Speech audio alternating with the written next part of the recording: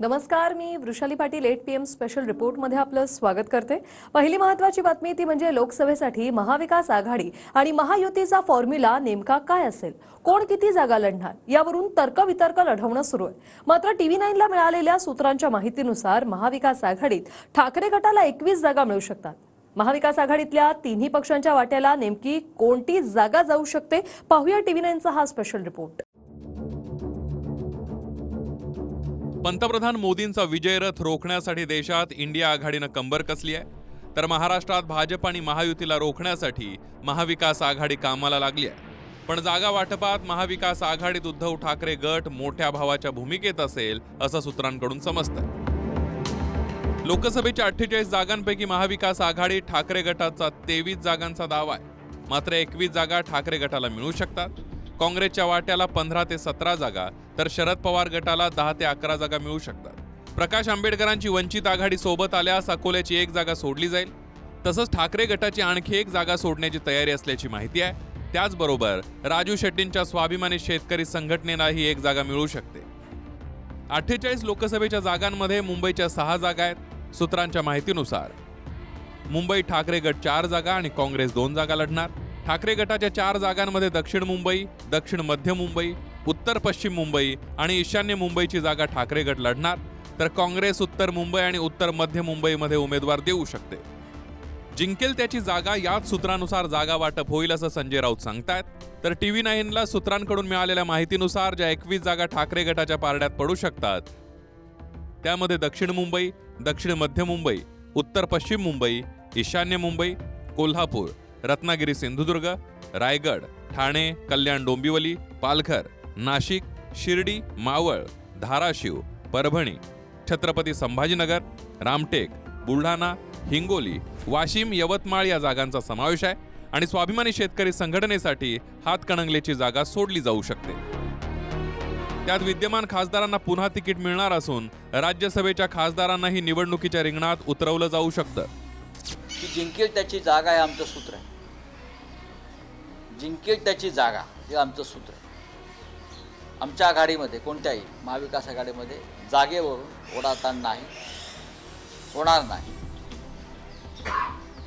जागांचं वाटप जे आहे हे निवडून येण्याची क्षमता आणि उत्तम उमेदवार याच्यावरच होईल। काँग्रेस, राष्ट्रवादी काँग्रेस आणि शिवसेना या 3 पक्षामध्ये या भूमिकेवर एकमत आहे।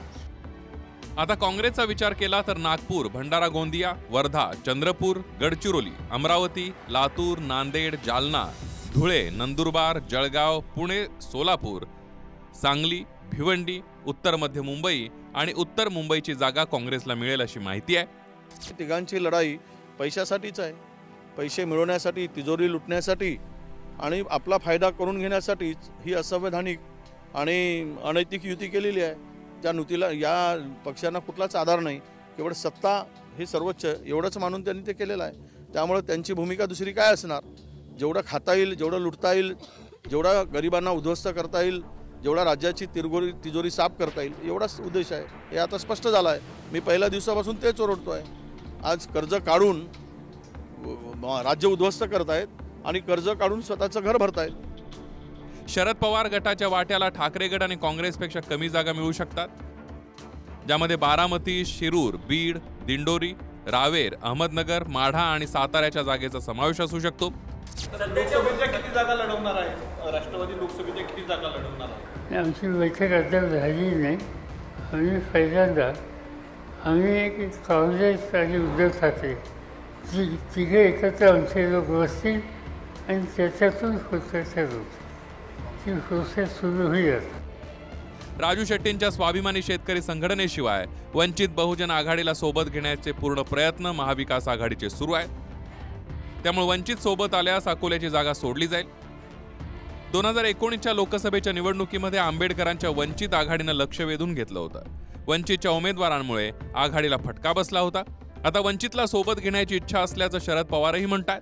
मात्र वंचितला सोबत घेतल्यावर 4ही पक्षांना समसमान म्हणजे 12 जागांची मागणी वंचितनं केली आहे।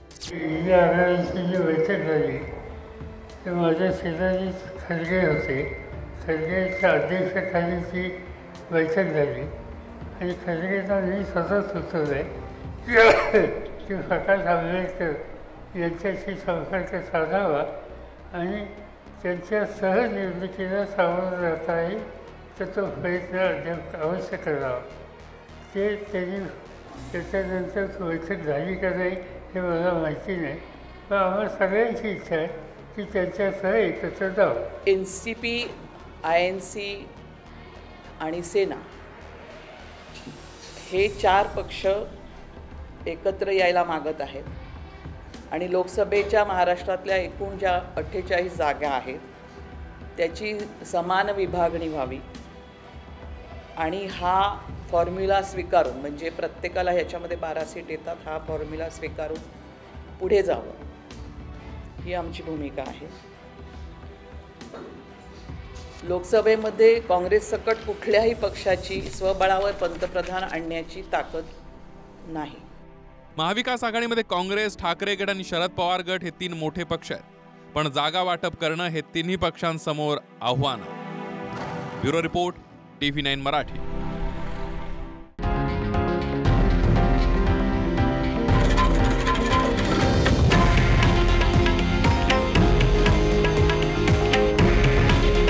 हे आहे देशातील नंबर 1 न्यूज नेटवर्क आणि आपण पाहत आहात TV9 मराठी. काळजी तुमची, हित महाराष्ट्राचं.